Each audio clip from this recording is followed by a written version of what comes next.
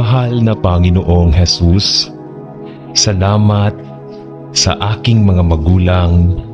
Mahal ko silang dalawa at natutuwa ako na sila ang mga magulang ko at natutuwa ako na anak din nila ako.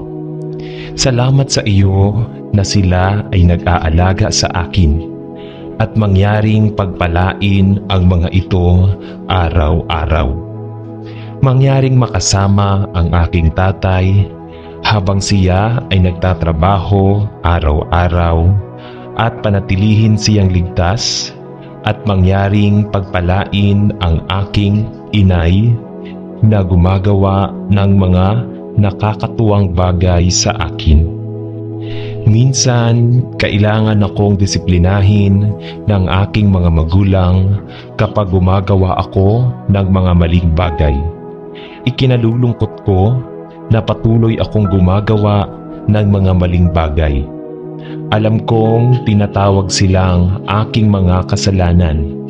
Ngunit natutuwa ako na kilala kita, Panginoong Hesus, at namatay ka para sa akin sa krus upang bayaran ang halaga para sa lahat ng aking mga kasalanan, at salamat. Ikaw na muling bumangon upang makasama ka namin sa langit. Salamat na ibinigay mo sa akin ang aking inay at itay upang alagaan ako, at kapag lumaki ako, gusto kong maging katulad ng sa iyo. Mahal na Panginoon, ang aking pagkabata ay hindi ang masayang panahon na gusto ko. Ito at ang aking mga magulang ay tiyak na hindi ang perpektong halimbawa ng pagiging magulang. Ngunit Panginoon, alam ko na sa kanilang paraan, sinubukan nilang gawin ang kanilang makakaya para sa amin. Ngunit ito laging mukhang maasim. Salamat Panginoon na sa iyong biyaya ay iniangat mo ako mula sa mahirap at mapang-abusong buhay pampamilya tungo sa pananampalataya kay Jesus. Pinupuri kita araw-araw na nasumpungan mo ako at dinala ako sa iyong pamilya. Panginoon, dinadala ko ang aking mga magulang sa iyo. Ang buhay ay tila dumaan sa kanila at kailangan nilang kilalanin si Jesus bilang kanilang tagapagligtas. Panginoon, alam ko na ikaw ay namatay para sa kanila, pati na rin at pinatawad ang bawat kasalanan na kanilang nagawa. Sapagkat ikaw ay isang mapagbiyaya at mapagmahal na Diyos. Gusto ko rin silang patawarin sa lahat ng ginawa nila sa akin. Pinatawad ko ang aking mga magulang at salamat sa iyo na sa iyong biyaya, dinala mo ako sa proseso ng pagpapagaling sa lahat ng sakit na kailangan kong pagdaanan. Pagpalain silang dalawa, mahal na Panginoong Hesus, at ipinagdarasal ko na silang dalawa ay makilala ka bilang kanilang tagapagligtas. Sa pangalan ni Jesus ay nananalangin ako. Amen. Mapagmahal na Panginoon, dinadala ko ang aking mga magulang sa iyo, at kahit na ikinalulungkot ko ang aking puso na pinili nilang dumaan sa isang diborsyo, mahal ko pa rin silang dalawa at nananalangin na ikaw ay maging mabait sa kanila at ilapit silang dalawa sa iyong mapagmahal na mga bisig. Habang ang bawat isa sa kanila ay gumagawa ng kanilang sariling landas sa buhay, makasama ang bawat isa sa kanilang upang aliwin at tumulong, upang mamuno at gumabay, maging ang kanilang mga lakas sa panahon ng kahinaan, ang kanilang pag-asa sa panahon ng panghihina ng loob, at ang kanilang probisyon sa oras ng pangangailangan. Salamat, Panginoon, para sa aking mga magulang at sa magagandang pagkakataon na magkasama kami. Salamat sa lahat ng itinuturo nila sa akin at sa pagsasanay na ibigay nila sa akin noong bata pa ako at kabataan. Ama, habang sila ay lumalayo sa isa't isa, ipinagdarasal ko na ikaw ang kanilang kasalukuyang kasama at mga aliw. Sa mga araw na naghihintay sa pangalan ni Jesus, ay nananalangin ako. Amen. Mahal na Panginoon, napakahirap mawalay sa mga magulang na nagbibigay sa akin ng buhay at malaman na ayaw na nilang makita ako o ang aking pamilya. Panginoon, nagpapasalamat ako sa iyo sa buhay na ibinigay nila sa akin at sa mga bagay na natutunan ko sa kanila. Nagpapasalamat din ako sa iyo na natagpuan mo ako at dinala ako sa iyong sariling makalangit na pamilya na pinupuri kita. Panginoon, hinihiling ko na dumating ang araw na maaari tayong magkasundo sa isa't isa at magkita muli sa pag-ibig at kagalakan gaya ng nararapat sa mga pamilya. Gayunpaman, anuman ang hinaharap na taglay ng Panginoon, ipinagdarasal ko ang iyong biyaya at awa ay nakasalalay sa kanilang buhay at na sila rin ay makilala ka bilang kanilang mahalagang tagapagligtas. Panatilihin sila at pagpalain sila, Panginoon. Nananalangin ako sa pangalan ni Jesus. Amen. Ama sa langit, dinadala ko ang aking mahal na ina at ama sa iyo. Ang mga nagdala sa akin sa mundong ito at nagbigay sa akin ng kaloob na buhay. Nagpapasalamat ako sa iyo para sa lahat ng pagmamahal na suporta at pag-aalaga na ibinigay nila sa akin sa buong buhay ko. Ngunit alam ko rin na hindi nila kilala ang Panginoong Hesus bilang kanilang tagapagligtas. Pinupuri kita na sa iyong biyaya ay hinanap mo ako upang maging iyong anak at ibinigay sa akin ang kaloob ng buhay na walang hanggan. Ngunit Panginoon, nananabik ako na ang aking mga magulang ay dumating din sa parehong nagliligtas na pananampalataya kay Jesus. Habang tumatanda sila, mas napagtanto ko na kung wala ka ay may malungkot silang kinabukasan. Panginoon, anuman ang kinakailangan, ipinagdarasal ko na sa iyong awa, ibibigay mo sa kanilang dalawa ang uri ng karanasan sa Damascus Road na mayroon si Pablo bago pa huli ang lahat. Iguhit mo sila sa iyong sarili, nananalangin ako. Dalhin mo sila, Panginoon, sa pagkaunawa sa kung sino ka at kung ano ang iyong ginawa para sa kanila, na ikaw ay namatay sa krus upang patawarin ang kanilang mga kasalanan at ang lahat ng kailangan nilang gawin ay maniwala kay Jesus bilang kanilang tagapagligtas. Gamitin mo ako, Panginoon, sa anumang paraan na iyong pinili upang ituro ang mga ito kay Kristo. Huwag mo akong magsalita ng wala sa oras, ngunit huwag mo akong palampasin ng pagkakataong ibahagi muli ang Ebanghelyo sa kanila. Ama, pinararangalan ko sila bilang aking mga magulang at mahal ko sila. Ngunit Ama, iligtas mo sila, nagdarasal ako. Iguhit ang mga ito sa iyong pag-ibig. upang tayong lahat ay magkasama sa iyong walang hanggang tahanan. Sa pangalan ni Jesus. Amen. Loving Father, thank you for my wonderful parents and the love and support that they have gave me throughout my life.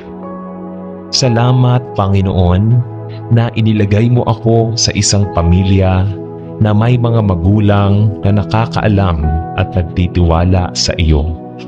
At sa halimbawang naging halimbawa nila sa akin sa buong pagkabata ko at sa aking pag-adultong buhay.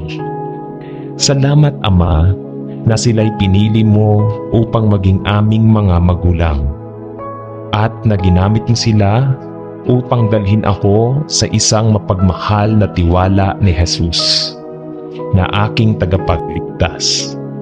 Protektahan at bigyan sila ng kalusugan at lakas habang sila ay tumatanda ng kaunti.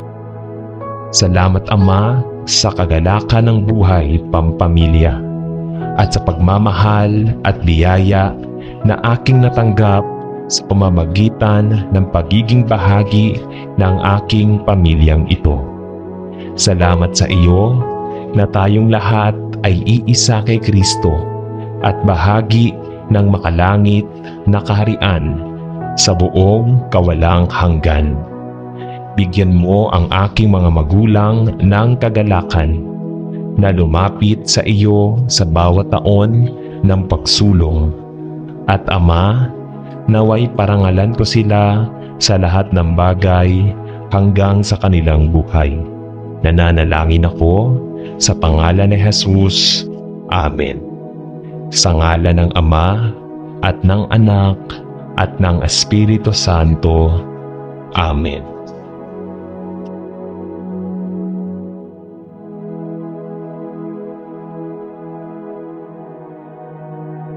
Mahal na Panginoong Jesus, salamat sa aking mga magulang. Mahal ko silang dalawa at natutuwa ako na sila ang mga magulang ko at natutuwa ako na anak din nila ako. Salamat sa iyo na sila ay nag-aalaga sa akin at mangyaring pagpalain ang mga ito araw-araw. Mangyaring makasama ang aking tatay habang siya ay nagtatrabaho araw-araw at panatilihin siyang ligtas at mangyaring pagpalain ang aking inay na gumagawa ng mga nakakatuwang bagay sa akin. Minsan, kailangan akong disiplinahin ng aking mga magulang kapag gumagawa ako ng mga maling bagay. Ikinalulungkot ko na patuloy akong gumagawa ng mga maling bagay. Alam kong tinatawag silang aking mga kasalanan. Ngunit natutuwa ako na kilala kita, Panginoong Jesus, at namatay ka para sa akin sa krus upang bayaran ang halaga para sa lahat ng aking mga kasalanan at salamat. Ikaw na muling bumangon upang makasama ka namin sa langit. Salamat na ibinigay mo sa akin ang aking inay at itay upang alagaan ako at kapag lumaki ako, gusto kong maging katulad ng sa iyo. Mahal na Panginoon, ang aking pagkabata ay hindi ang masayang panahon na gusto ko. Ito at ang aking mga magulang ay tiyak na hindi ang perpektong halimbawa ng pagiging magulang. Ngunit Panginoon, alam ko na sa kanilang paraan, sinubukan nilang gawin ang kanilang makakaya para sa amin. Ngunit ito laging mukhang maasim. Salamat, Panginoon, na sa iyong biyaya ay iniangat mo ako mula sa mahirap at mapang-abusong buhay pampamilya tungo sa pananampalataya kay Jesus. Pinupuri kita araw-araw na nasumpungan mo ako at dinala ako sa iyong pamilya. Panginoon, dinadala ko ang aking mga magulang sa iyo. Ang buhay ay tila dumaan sa kanila at kailangan nilang kilalanin si Jesus bilang kanilang tagapagligtas. Panginoon, alam ko na ikaw ay namatay para sa kanila, pati na rin at pinatawad ang bawat kasalanan na kanilang nagawa. Sapagkat ikaw ay isang mapagbiyaya at mapagmahal na Diyos. Gusto ko rin silang patawarin sa lahat ng ginawa nila sa akin. Pinatawad ko ang aking mga magulang at salamat sa iyo na sa iyong biyaya, dinala mo ako sa proseso ng pagpapagaling sa lahat ng sakit at sakit na kailangan kong pagdaanan. Pagpalain silang dalawa, mahal na Panginoong Jesus, at ipinagdarasal ko na silang dalawa ay makilala ka bilang kanilang tagapagligtas. Sa pangalan ni Jesus ay nananalangin ako. Amen. Mapagmahal na Panginoon, dinadala ko ang aking mga magulang sa iyo at kahit na ikinalulungkot ko ang aking puso na pinili nilang dumaan sa isang diborsyo. Mahal ko pa rin silang dalawa at nananalangin na ikaw ay maging mabait sa kanila at ilapit silang dalawa sa iyong mapagmahal na mga bisig. Habang ang bawat isa sa kanila ay gumagawa ng kanilang sariling landas sa buhay, makasama ang bawat isa sa kanilang upang aliwin at tumulong, upang mamuno at gumabay, maging ang kanilang mga lakas sa panahon ng kahinaan, ang kanilang pag-asa sa panahon ng panghihina ng loob, at ang kanilang probisyon sa oras ng pangangailangan. Salamat, Panginoon, para sa aking mga magulang at sa magagandang pagkakataon na magkasama kami. Salamat sa lahat ng itinuturo nila sa akin at sa pagsasanay na ibigay nila sa akin noong bata pa ako at kabataan. Ama, habang sila ay lumalayo sa isa't isa, ipinagdarasal ko na ikaw ang kanilang kasalukuyang kasama at mga aliw. Sa mga araw na naghihintay sa pangalan ni Jesus, ay nananalangin ako. Amen. Mahal na Panginoon, napakahirap mawalay sa mga magulang na nagbibigay sa akin ng buhay at malaman na ayaw na nilang makita ako o ang aking pamilya. Panginoon, nagpapasalamat ako sa iyo sa buhay na ibinigay nila sa akin at sa mga bagay na natutunan ko sa kanila. Nagpapasalamat din ako sa iyo na natagpuan mo ako at dinala ako sa iyong sariling makalangit na pamilya na pinupuri kita. Panginoon, hinihiling ko na dumating ang araw na maaari tayong magkasundo sa isa't isa at magkita muli sa pag-ibig at kagalakan gaya ng nararapat sa mga pamilya. Gayunpaman, anuman ang hinaharap na taglay ng Panginoon, ipinagdarasal ko ang iyong biyaya at awa ay nakasalalay sa kanilang buhay at na sila rin ay makilala ka bilang kanilang mahalagang tagapagligtas. Panatilihin sila at pagpalain sila, Panginoon. Nananalangin ako sa pangalan ni Jesus. Amen. Ama sa langit, dinadala ko ang aking mahal na ina at ama sa iyo. Ang mga nagdala sa akin sa mundong ito at nagbigay sa akin ng kaloob na buhay. Nagpapasalamat ako sa iyo para sa lahat ng pagmamahal na suporta at pag-aalaga na ibinigay nila sa akin sa buong buhay ko. Ngunit alam ko rin na hindi nila kilala ang Panginoong Hesus bilang kanilang tagapagligtas. Pinupuri kita na sa iyong biyaya ay hinanap mo ako upang maging iyong anak at ibinigay sa akin ang kaloob ng buhay na walang hanggan. Ngunit Panginoon, nananabik ako na ang aking mga magulang ay dumating din sa parehong nagliligtas na pananampalataya kay Jesus.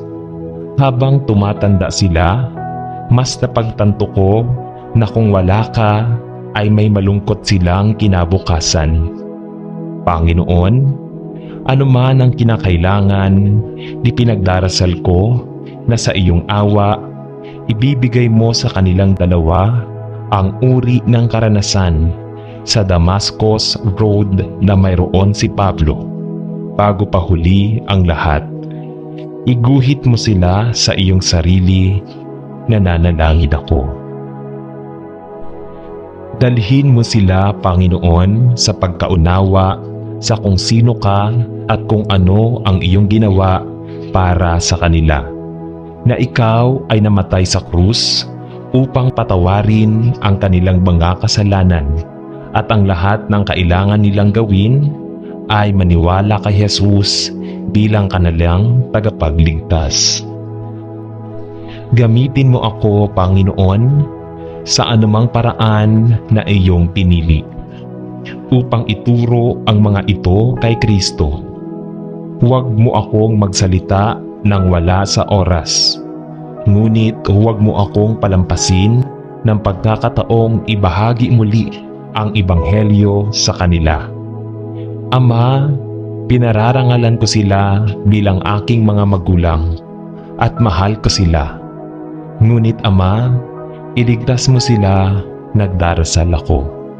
Iguhit ang mga ito sa iyong pag-ibig upang tayong lahat ay magkasama sa iyong walang hanggang tahanan. Sa pangalan ni Jesus. Amen. Loving Father, thank you for my wonderful parents and the love and support that they have gave me throughout my life. Salamat, Panginoon, na inilagay mo ako sa isang pamilya na may mga magulang na nakakaalam at nagtitiwala sa iyo. At sa halimbawang naging halimbawa nila sa akin sa buong pagkabata ko at sa aking pag-adultong buhay. Salamat, Ama, na sila'y pinili mo upang maging aming mga magulang at na ginamit mo sila upang dalhin ako sa isang mapagmahal na tiwala ni Jesus na aking tagapagligtas. Protektahan at bigyan sila ng kalusugan at lakas habang sila ay tumatanda ng kaunti.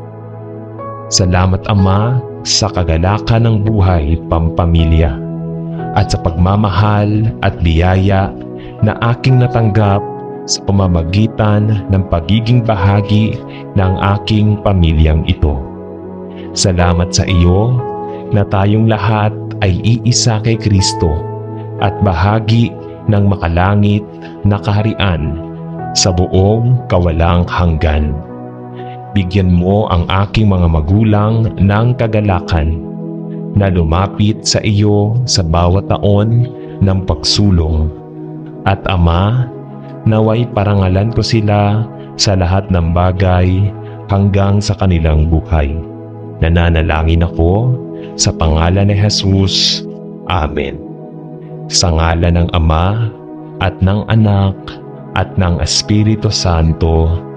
Amen.